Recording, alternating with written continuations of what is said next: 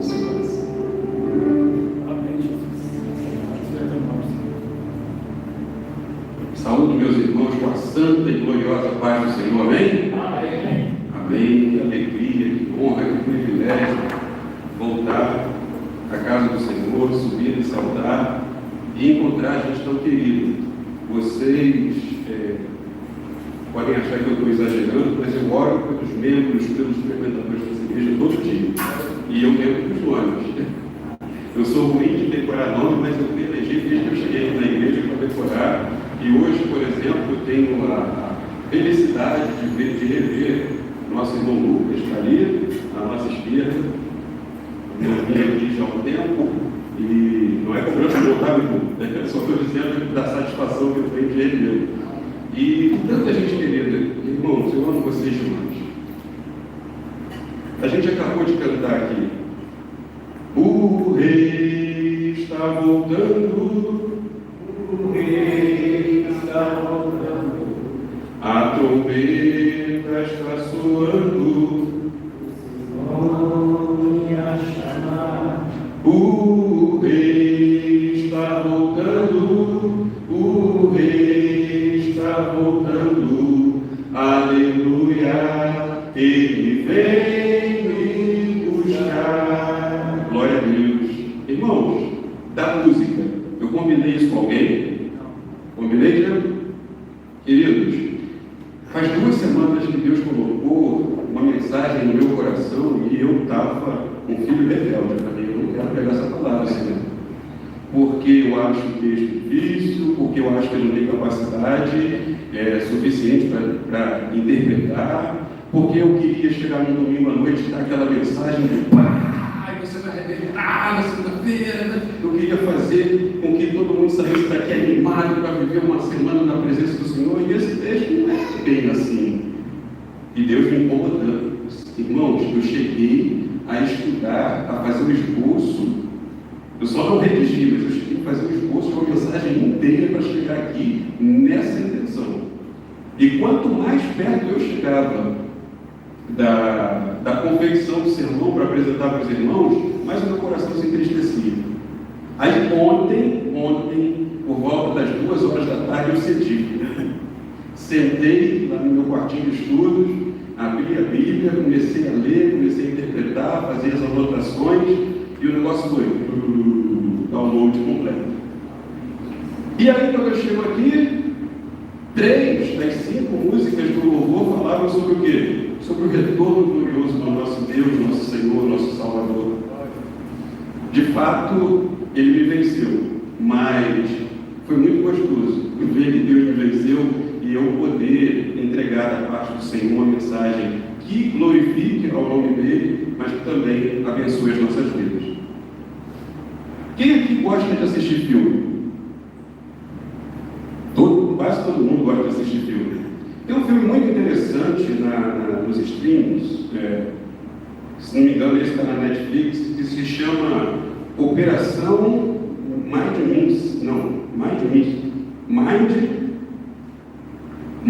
Meat. Isso em inglês. Em português não tem nada a ver. O soldado que nunca existiu. Esse filme, curiosamente, ele fala sobre um cadáver. Ele não fala sobre uma pessoa que, num ato de grande heroísmo, salvou milhares de vidas.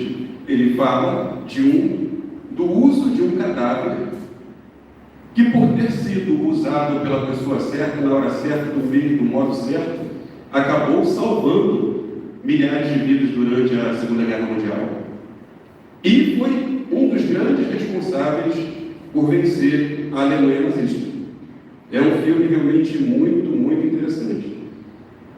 Esse filme conta a história de um rapaz chamado Clyburn Mitchell, que era um trabalhador pobre que saiu do país de Gales e foi para Londres, na Inglaterra. Quando chegou lá, ele não conseguiu emprego, nada. Então, ele teve que se refugiar num galpão abandonado, por causa do frio, porque ele não tinha nem onde dormir. E aí, quando chegou lá, para surpresa dele, o que ele achou? Vários pedaços de pão. Ele estava com fome, o que ele fez? comeu o pão, porque ele não sabia que o pão estava envenenado, era para matar rato do galpão, e aí ele morreu. Só que ele era muito parecido com o padrão dos oficiais do exército inglês. Então, o que a inteligência militar da Grã-Bretanha fez?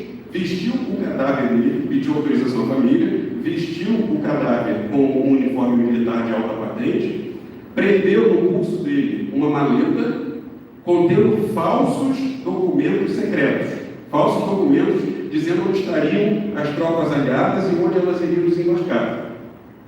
Enfim, jogaram esse corpo na costa da Espanha.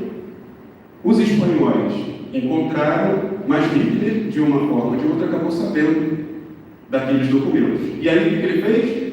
Hitler desfez todo o seu cerco no norte da França e dirigiu para o sul, para a Itália, para os Bálcanos, e aí aconteceu o famoso dia D. E os aliados desceram na Normandia, no norte da França. Tudo isso por quê?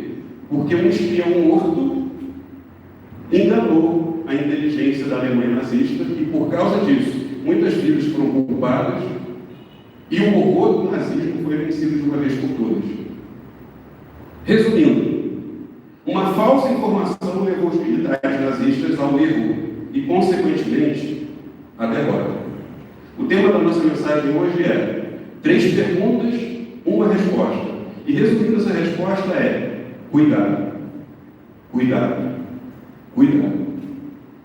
Por que eu estou falando isso? Porque da mesma forma que um agente secreto morto levou os alemães ao erro e, consequentemente, à vitória, hoje os agentes do inferno, os agentes do diabo, inimigo das nossas almas, ele usa agentes secretos para tentar nos enganar e, com isso, nos destruir.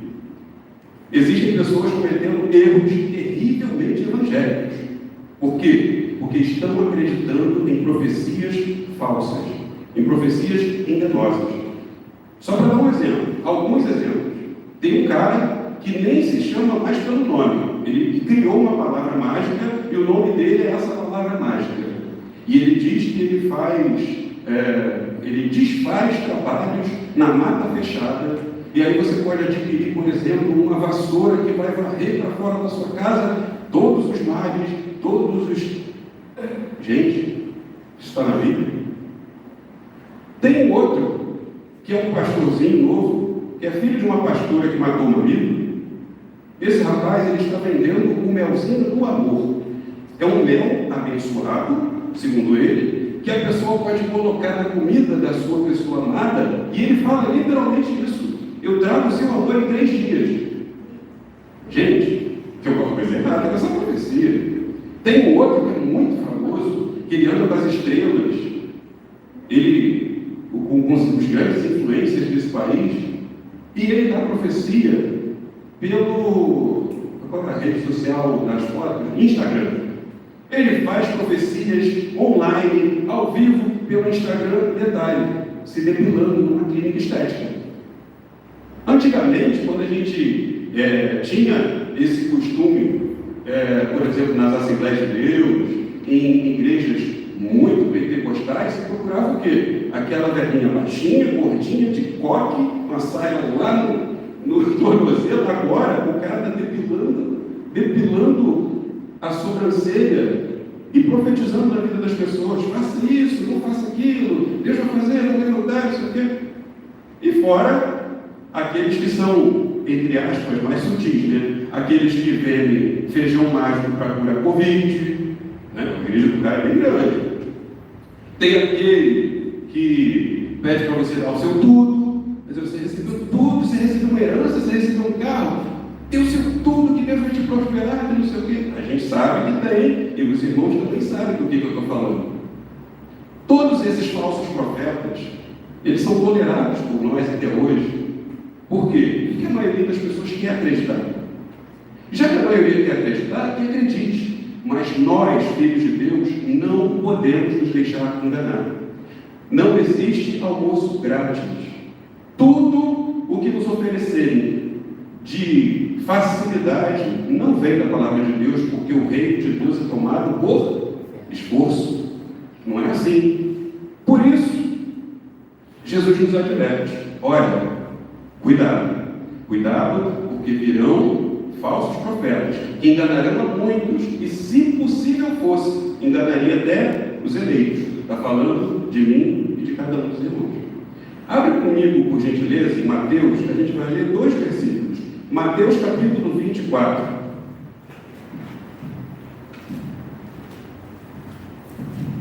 Mateus capítulo 24.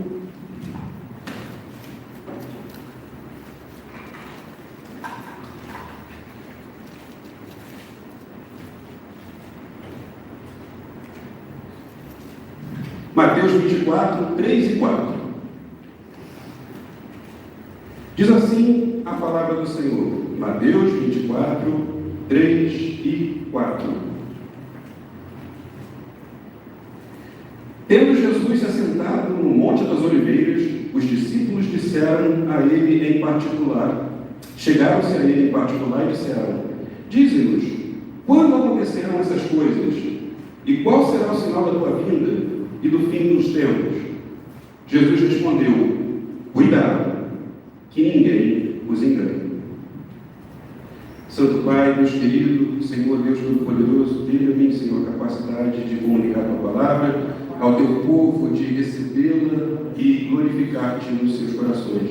É o que te pedimos em nome do Senhor Jesus. Amém.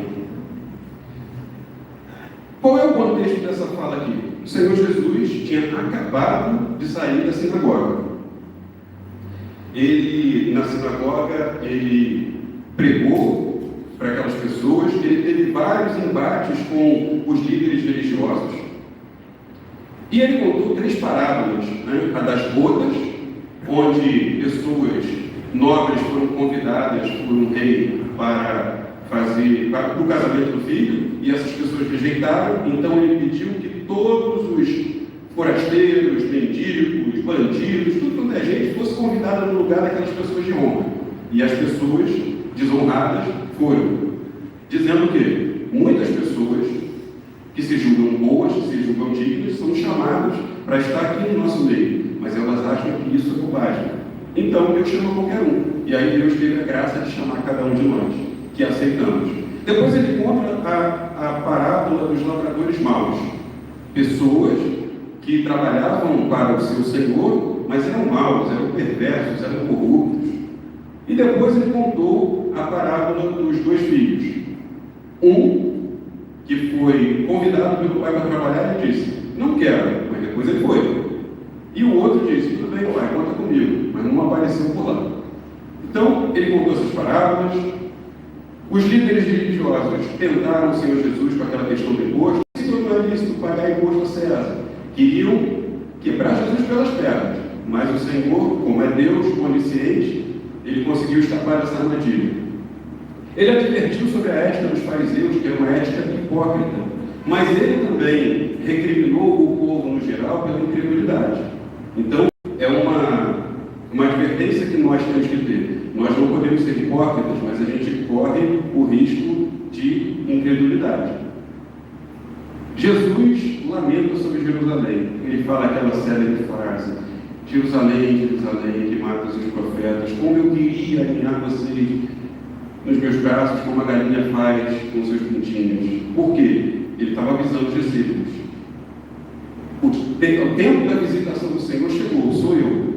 E as pessoas rejeitaram. Então, o templo será destruído.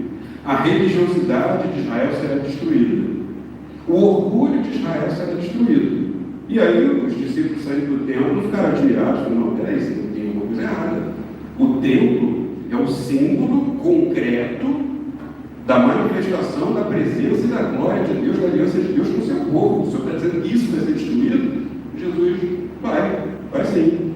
Na saída do templo, os discípulos mostram a Jesus: Senhor, olha isso, olha a beleza desse templo, olha o tamanho, olha a suntuosidade, olha quantos cômodos. Senhor, olha quanta beleza, olha, é de olhar o templo e lembrar automaticamente da glória do Senhor. E Jesus: estou impressionado com isso não, isso aí vai cair tudo, não vai ficar pedra sobre pedra. O choque dos discípulos era que Jesus estava até demonstrando um pouco de menosprezo para um lugar que representava a presença de Deus. Mas o problema, que a gente vai ver um pouquinho mais adiante, é que não adianta aparentar por fora se não está aqui dentro. Se não está aqui dentro, porque por fora não tem motivo, não tem razão de ser, então será destruído. É a advertência que o Senhor faz conosco. Aí os discípulos saem com Jesus e vão para o Monte das Oliveiras. Do Monte das Oliveiras, eles ficam de frente para o templo. E aí eles fazem as 3 perguntas. Quando isso vai acontecer? Qual vai ser o sinal da volta do Senhor? E quando o mundo vai acabar? E aí Jesus, em vez de responder essas 3 perguntas, ele só diz: cuidado para não serem enganados. Eu vou explicar muito bem para vocês. Essa história de saber tempo, de tentar adivinhar quando Jesus vai voltar, e essas profetadas malucas, desde a época do Senhor Jesus, que se fazia. E ele está dizendo: não acreditem nelas. E aí, Jesus prenuncia que no meio do povo surgirão falsos profetas. Repara, não vem de fora para dentro, ele está dizendo: do meio do povo vai surgir falso profeta. O que quer dizer, meus queridos, que falso profeta para nos destruir hoje não vem do mundo, não, vem de dentro da igreja. Tem teólogos por aí colocando a Bíblia, a palavra de Deus, em dúvida, dizendo: não, ela precisa ser restrita, porque ela não cabe mais na nossa sociedade de hoje. Dentro da igreja existem pregadores que se dizem pregadores do Evangelho, pregando e fazendo sinais e cometendo coisas que o Evangelho é contra. E os irmãos sabem do que eu estou falando, porque essas bizarrices, elas têm se espalhado pelas redes sociais. O que o Senhor Jesus está dizendo é o seguinte: essa gente tem cara de crente, tem roupa de crente, ela tem linguagem de crente, mas ela não nasceu de novo. Não creia. Não creia.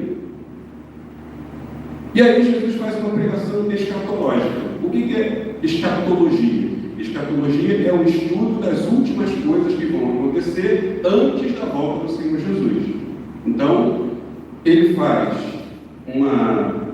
um estudo para os seus discípulos que passou para nós.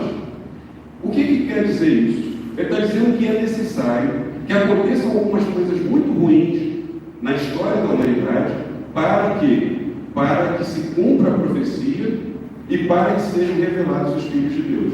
Aqueles que realmente perseveraram na graça, no amor, na verdade, na palavra de Deus. O objetivo disso, desse discurso escatológico de Jesus, dizendo o que aconteceria no futuro, era que seus discípulos não tivessem medo, pois ele estaria no trono controlando todas as coisas. Eu sei, meus irmãos, que a gente já ouve falar de guerras, rumores de guerras, terremotos e tal, e as coisas estão cada vez piores. Hoje é mais difícil criar filhos do que, não é nem 50 anos atrás. Hoje é pior criar filho do que 10 anos atrás. A gente sabe que os tempos são maus, mas posso te dar uma má notícia? Vai piorar. Mas posso te dar uma boa notícia? O Senhor está contigo. Ele já está te adiantando, está te dando um spoiler do que vai acontecer nos próximos capítulos, para que eu e você não nos desesperemos. Ele está no controle de tudo. Amém. E aí o Senhor Jesus chama essas tragédias que vão acontecer na política, na economia, na sociedade, ele chama isso de princípio das dores. Por que princípio das dores? Ele está fazendo uma metáfora sobre a gravidez da mulher. Assim como uma mulher tem que passar pela dor do parto para dar à luz o seu bebê amado, é necessário que a humanidade passe pelas dores do parto, até o Senhor Jesus voltar e nós sermos glorificados em nossos corpos, os filhos de Deus serem transformados e levados para o céu. Até isso acontecer, muita coisa ruim vai acontecer nesse mundo. Isso é o que o Senhor Jesus chamou de princípio das dores. Por que tem que ter essas dores? Pela consequência do nosso pecado. O pecado humano, ele só está aumentando. E um dia, a humanidade vai ter que pagar essa conta. E aí, quando Jesus pronuncia isso, ele está com 12 discípulos no morrinho. Quando a gente fala, Monte da Galileia, que pensa que é uma montanha gigante, um morrinho. E ele está ali com 12 pessoas, aparentemente todos medíocres ali, né? Sem grandes estudos, ninguém com doutorado, pessoas comuns como eu e você, como poderíamos estar lá. E aí, o Senhor Jesus diz: esse evangelho, essa palavra de poder, vai ser pregado no mundo todo. E no mundo todo vai causar um rebuliço tal que vocês vão ser perseguidos. Agora você imagina, se Jesus Cristo não fosse nosso Deus, nosso Rei, nosso Senhor, como que essa palavra se cumpriria? Que um negócio que aconteceu 2000 anos atrás faria com que na Rua Honório 651 estivesse um monte de gente reunida glorificando a Jesus Cristo, dizendo: Ele é o Messias, Ele é o meu Deus, Ele é o meu Senhor e Salvador. Sabe por que isso aconteceu? Sabe por que se cumpriu? Porque é verdade. O poder de Deus se manifesta através da igreja, de mim e de você. Por quê? Porque Deus quer dividir a glória dele, nesse sentido, comigo e com os irmãos. Ele quer que seja dito assim: qual o pai, tal o filho. Esse menino é a cara do pai, essa menina é a cara do pai. Ele quer que as pessoas o elogiem indiretamente através de nós. Por quê? Porque nós, sendo parecidos com ele, vamos gerar prazer, vamos gerar louvor ao nome dele. Mas a iniquidade na terra vai aumentar. E com essa iniquidade, vai diminuir bastante o amor, vai diminuir bastante a nossa paciência. E aí Jesus conta uma história terrível. Olha, virá um anticristo. Isso é fundamental, porque isso é fato. E aí, para os irmãos entenderem como o que passou na cabeça de Jesus, ele falar quem seria a pessoa do anticristo, eu vou usar a metáfora de uma montanha.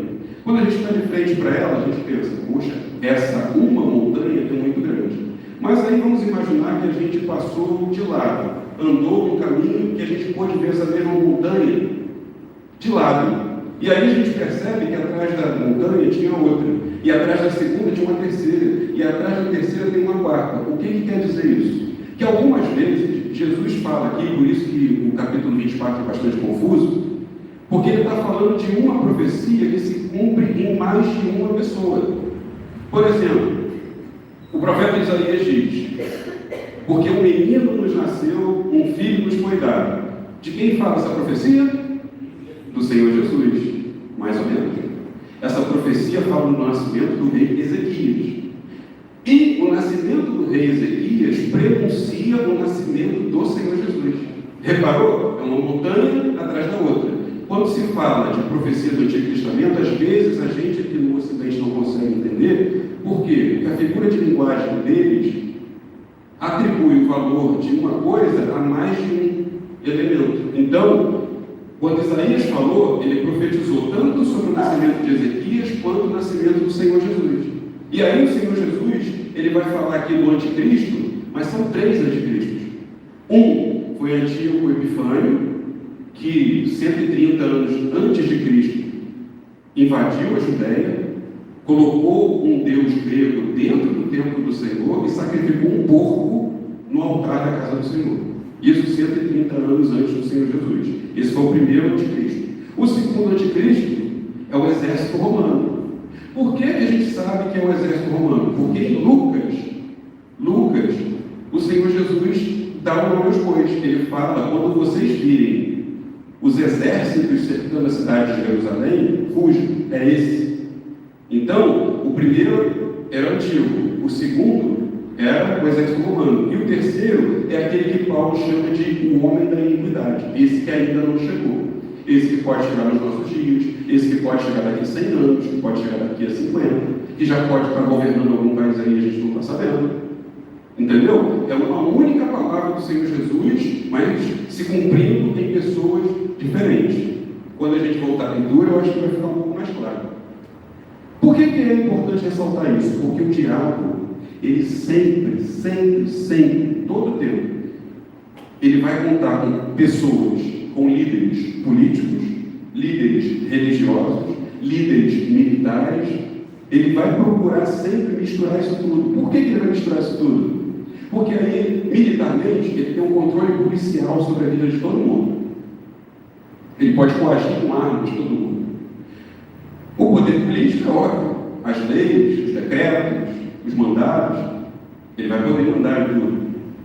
E político, e religioso. Por que religioso? Porque através da religião ele pode moldar a mente das pessoas. Agora não se engane. Existe uma segunda religião que a gente não percebeu ainda. As redes sociais, as mídias, a televisão, o rádio, o streaming, essas coisas, tomando lugar de religião, também pode moldar a nossa cabeça para essa ou para aquela direção. É por isso que lá em casa, desde que eu casei com a minha esposa, ela está ali como testemunha, a principal emissora dessa nação, a principal emissora do Brasil, lá em casa é proibido de ver. A gente não vê. Nem jornal. Então, é uma recomendação que eu faço para quem puder aguentar isso. Então, Jesus adverte o cerco de Jerusalém. Olha, Jerusalém será cercada. Quando vocês virem os exércitos, fujam. Os judeus que não acreditaram em Jesus, eles ouviram quem? Os falsos profetas. Não fujam de Jerusalém, não fujam dos romanos, porque o Messias vai descer no momento em que estivermos batalhando contra os romanos, e nós venceremos. E quando os romanos entrarem, sob o comando do general Tito, primeiro Tito cercou a cidade por 3 anos, matou aquela picareta, ninguém entrava e ninguém saía, e foram muitos que morreram de fome, e era uma fome tal que os vizinhos se matavam para comer a carne uns dos outros. E depois, quando todos já estavam muito fracos, o exército romano entrou e matou literalmente toda a população, homens, mulheres, velhos, crianças, todos. Por quê? Porque eles não creram na palavra do Senhor Jesus, dizendo: olha, vaza, sai dali. Quando vocês virem essa assolação, fuja. Aí o judeu acreditou que não, Jesus não é o Messias. O Messias virá quando nós estivermos no combate. E aí, quando houve o combate, o Messias não estava lá. Por quê? Porque Jesus estava fora. Jesus não estava mais lá. E aí, a outra coisa que aconteceu: os cristãos, tanto os gentios quanto os judeus que se converteram, quando ouviram a voz do Senhor Jesus dizendo: quando vocês virem na assolação, os exércitos se acampando, fujam. E 3 anos antes, no ano de 67, eles fugiram. Eles foram embora. E aí, quando o exército de Tito, no ano 70, entrou e matou todo mundo, os cristãos já tinham ido embora. Foram salvos. Pelo quê? Pela palavra do Senhor. Foram salvos pela palavra de Cristo. E é por isso que até hoje se prega em nome de Jesus Cristo, para que sejamos pela palavra de Cristo salvos. E aí o Senhor Jesus diz: olha, aí ele falou da profecia que já tinha se cumprido antes dele, do anticristo que era o exército romano, mas quando o anticristo que um dia ainda viria e que pode chegar nos nossos dias, ele fala o seguinte: essa tribulação será tão grande, mas será tanto sofrimento, que se Deus não abreviasse o tempo, até os eleitos não conseguiriam perseverar até o fim. Nem nós, com toda a fé do mundo no Senhor Jesus, com a presença do Espírito Santo, aguentaríamos, se Deus não nos desse essa colher de chá. Ou seja, para que a gente vencesse, é necessário que Deus encurte o tempo para a gente conseguir aguentar, para que a gente consiga suportar. Agora, olha um negócio interessante. Ele está falando que o Senhor Jesus disse que Deus vai encurtar o tempo. Existe uma revista eletrônica de variedade chamada Encyclo. Olha o que diz a matéria deles. Você já teve a sensação de que o tempo tem passado voando nos últimos tempos? Segundo o periódico internacional The Telegraph, ele realmente está. De acordo com cientistas, a Terra tem girado muito mais rapidamente do que o normal nos últimos 50 anos, completando sua rotação em 1.400 milissegundos a menos que o habitual dos anos anteriores. Ou seja, a própria ciência está dizendo que o tempo está passando mais rápido, e o tempo está passando mais rápido cumprindo a palavra do Senhor Jesus. Para que o Senhor Jesus nos diz isso? Para que creiamos nele. E para que também não nos desesperemos. A volta do Senhor Jesus será repentina e universal. Todo mundo vai perceber. Crente, não crente, incrédulo, ateu, todo mundo. Então, é muito estranho quando as pessoas creem, quando o homem se levanta dizendo: eu sou a reencarnação de Jesus Cristo. Já aconteceu muitas e muitas vezes e continua acontecendo. Na Coreia teve pelo menos dois. Um, o mais famoso dele, o reverendo Moon, dizia que era a reencarnação de Jesus Cristo. No Japão, tinha um cara lá que dizia que era a reencarnação de Jesus Cristo e as pessoas acreditaram. Aqui no Brasil tem um homem e uma mulher que dizem que são a reencarnação do Senhor Jesus Cristo e as pessoas acreditam. Para vocês verem que em nada as profecias feitas pelo Senhor Jesus falharam. Agora, repare que quando isso foi dito, estava o Senhor Jesus com mais uma meia dúzia num montezinho lá em Israel, dizendo o seguinte: um dia eu serei tão importante aos olhos das nações que vão querer se passar por mim. Gente, mais uma vez se cumprindo a palavra do Senhor. Por quê? Porque era um grupinho tão pequenininho, tão irrisório. Como é que ele sabia que nós nos tornaríamos uma religião de bilhões de pessoas no mundo? Porque a palavra de Deus se cumpre. Aí tem uma questão interessante, que o texto que a gente vai voltar a ler agora, Jesus fala assim, que o sol se escurecerá e a lua perderá o seu brilho, não sei o quê. O que significa isso? Vou explicar da seguinte forma. Se eu disser para vocês assim: a tua batata está assando, vocês vão acreditar que eu estou na cozinha fazendo comida? Não. Vocês sabem, pelo nosso código de linguagem, que eu estou falando, o que é meu está guardado. Meu guardado? O quê? Tipo uma coisa... Não. Todo mundo sabe que está falando de um castigo que está reservado para certa pessoa e que vai acontecer, não é isso? Se a gente disser assim para um bandido: aí vagabundo, a tua casa caiu. O que significa? Que o rapaz não tem atividade? Não, de repente o rapaz é uma pessoa honesta. A gente usou uma figura de linguagem chamando ele de um nome pejorativo. E a casa caiu? Vai ser literalmente tijolo caindo no chão? Não. É uma figura de linguagem dizendo: olha, deu tudo errado. Não é isso? Da mesma forma, Jesus usa figuras de linguagem para dizer o seguinte: o sol vai escurecer, o firmamento vai ser abalado, a lua vai escurecer. Ele está dizendo o seguinte: vai ser uma tragédia, vai ser uma loucura, vai ser um caos. É isso que a palavra de Deus está tentando dizer. E aí, depois do caos, o Senhor Jesus volta. Ele pega a sua igreja, tanto os que morreram quanto os que estão vivos, e nós viveremos com ele eternamente, e aqueles que o rejeitaram serão castigados eternamente. Para terminar, ele diz o seguinte: quem oprimir ou explorar, enquanto isso não acontece, nós, os crentes, enquanto nós trabalharmos para o próximo, trabalharmos para os nossos irmãos, trabalharmos para os nossos mais próximos e os mais distantes, nós estamos acumulando bênçãos para nós na eternidade, o que, em outras palavras, a Bíblia chama de galardão, prêmios. Agora, ele diz: se nós nos explorarmos uns aos outros, se nós nos maltratarmos uns aos outros, nós seremos punidos do outro lado. Então, ele fala: olha, cuidado, porque se vocês fizerem assim, vocês serão lançados no inferno junto com os hipócritas. Quem são os hipócritas? Aqueles que sabem fazer o bem, mas não querem fazer.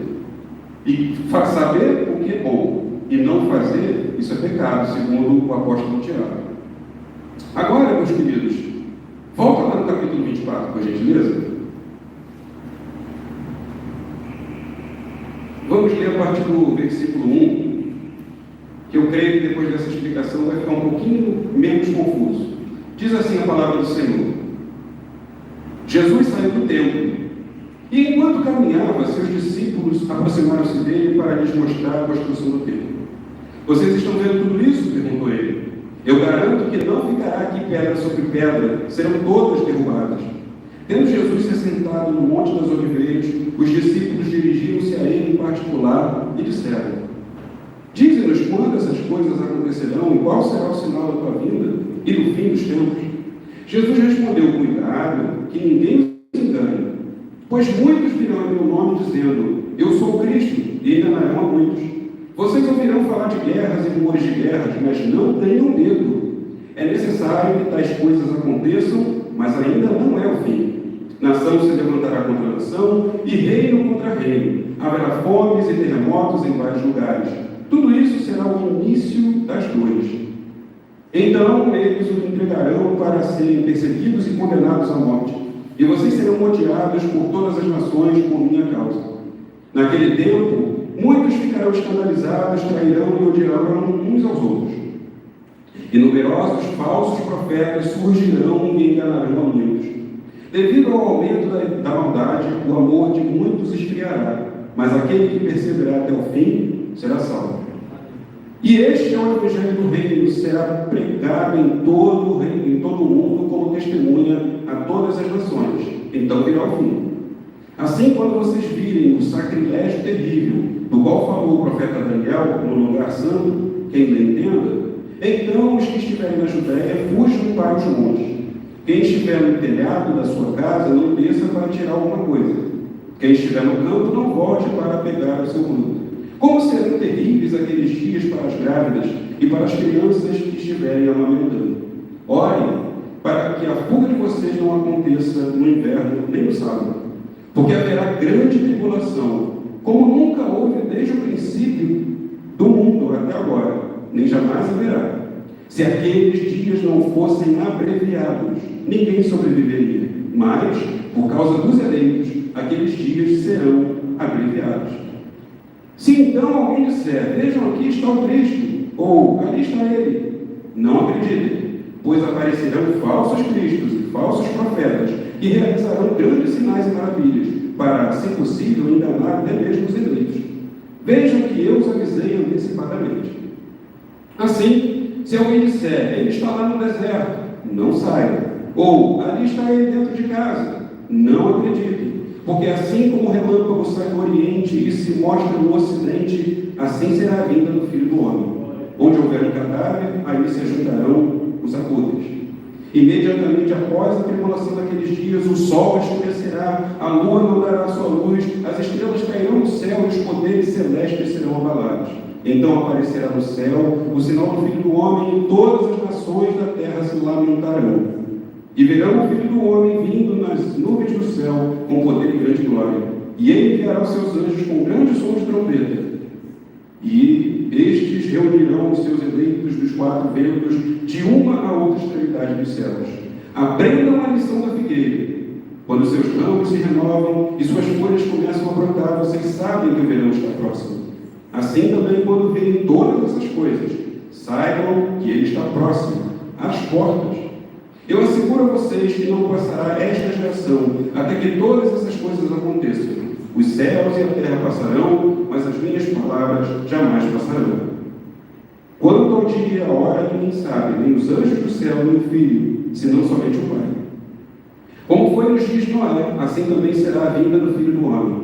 Pois nos dias anteriores ao dilúvio, o povo vivia comendo e bebendo, casando-se e dando-se em casamento, até o dia em que Noé entrou na arca. E eles nada perceberam, até que veio o dilúvio e os levou a todos. Assim acontecerá na vinda do Filho do Homem. 2 estarão no campo, um será levado e outro será deixado. 2 mulheres trabalharão no moinho, uma será levada e a outra deixada. Portanto, vigiem, porque vocês não sabem em que dia virá o seu Senhor. Mas entendam isso: se o dono da casa soubesse a que hora da noite o ladrão viria, ele não ficaria de guarda e não deixaria que a sua casa fosse roubada. Assim, vocês também precisam estar preparados, porque o Filho do Homem virá numa hora em que vocês menos esperam. Quem é, pois, o servo fiel e sensato a quem o seu Senhor encarrega dos demais servos da sua casa para lhes dar alimento no tempo devido? Feliz o servo que o seu Senhor encontrar fazendo isso quando voltar. Garanto que ele o encarregará de todos os seus bens. Mas suponha que esse servo seja mau e diga a si mesmo: meu Senhor está demorando, e então comece a bater nos seus conservos e a comer e a beber com os beberrões. O Senhor daquele servo virá num dia em que ele não espera e numa hora em que ele não sabe. Ele punirá severamente e lhe dará lugar com os hipócritas, onde haverá choro e ranger de dentes.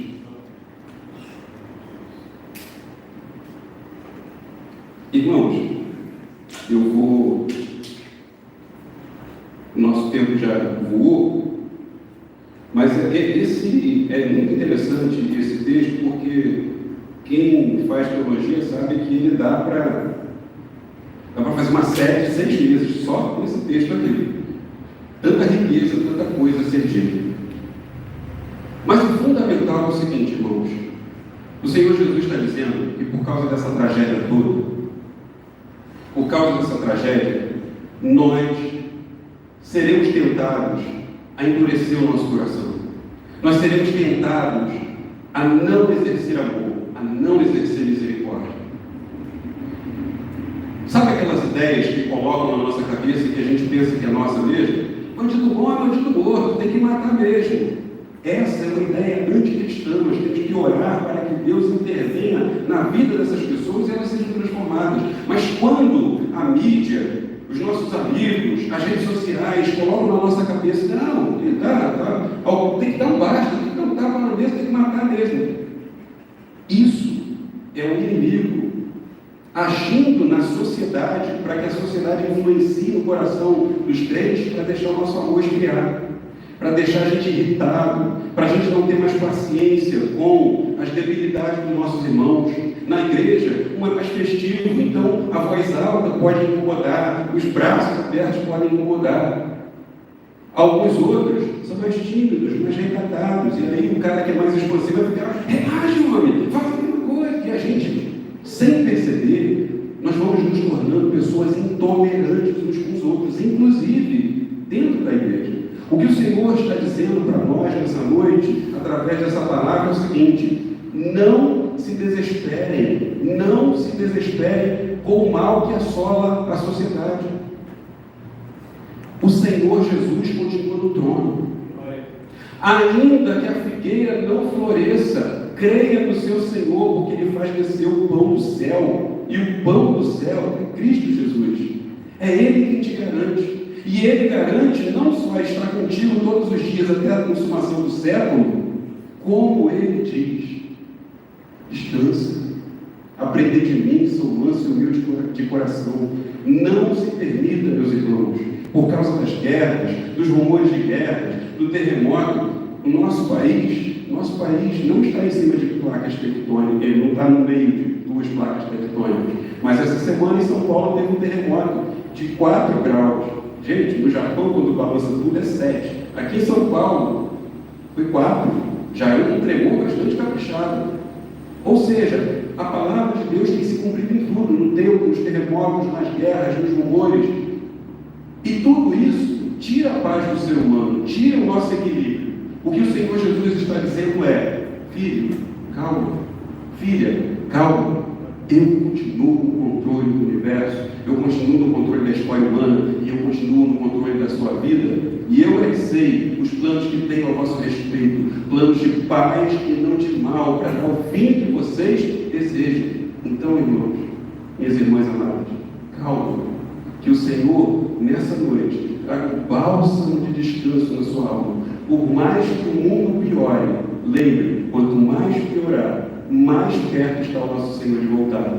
E ainda que piore, e as tragédias se avizinhem à nossa casa, como a água da praia chega na beira, da areia não vai passar. Porque o Senhor é teu Deus e Ele está contigo. Amém? Vamos ficar de pé, vamos orar ao Senhor.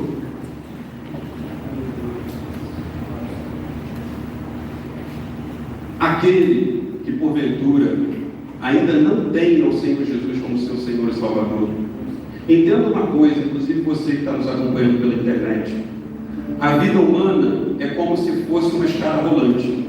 Dá a sensação de que você está subindo, prosperando, crescendo, só que quando chegar lá em cima, se você não tiver a continuação de um piso, se você não tiver um andar para caminhar, se a escada acabar por si mesma, você vai cair. E é isso que o Senhor Jesus está dizendo para você.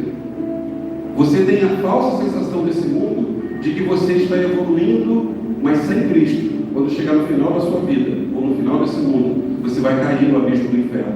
Então, assim como os cristãos do ano 70 escaparam da destruição pela palavra de Cristo, que você seja salvo pela palavra de Cristo, assim aceite a Jesus como seu Senhor e Salvador.